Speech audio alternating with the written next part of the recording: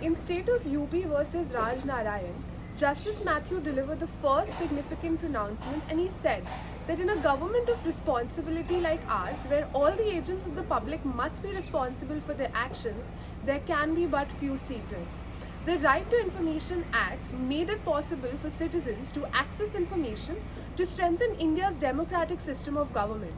The passing of the RTI Act 2005 brought with it the ability to exercise the right to free speech and expression effectively as a citizen.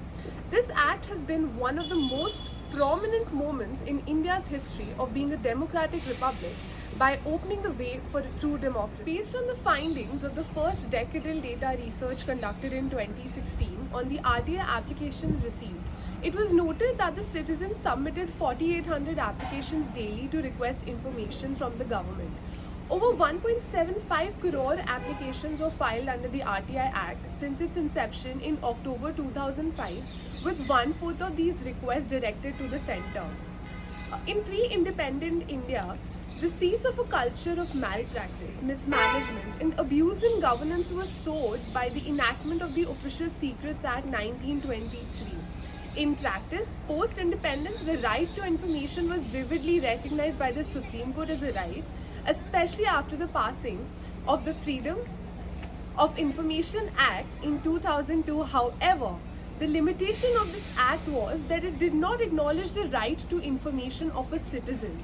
Upon incorporating such reforms, the Right to Information Act came into being in 2005. Although the Indian Constitution does not recognize IT as a fundamental right, it does protect the constitutionally protected rights to freedom of expression and speech under Article 19(1)(a) and to life and personal liberty under Article 21. This advances the social purpose of the RTI, aiming to further reduce corruption by upholding accountability and transparency in the operations of public authority and the ability of any Indian citizen to request access to information. Additionally, it calls for the creation of information commissions to handle appeals and complaints related to the information system.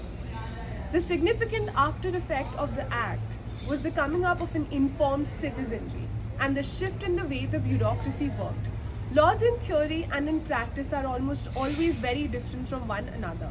Many laws have come into effect since independence, but the social influence of RTI has been quite significant on the working of administration and the lives of people.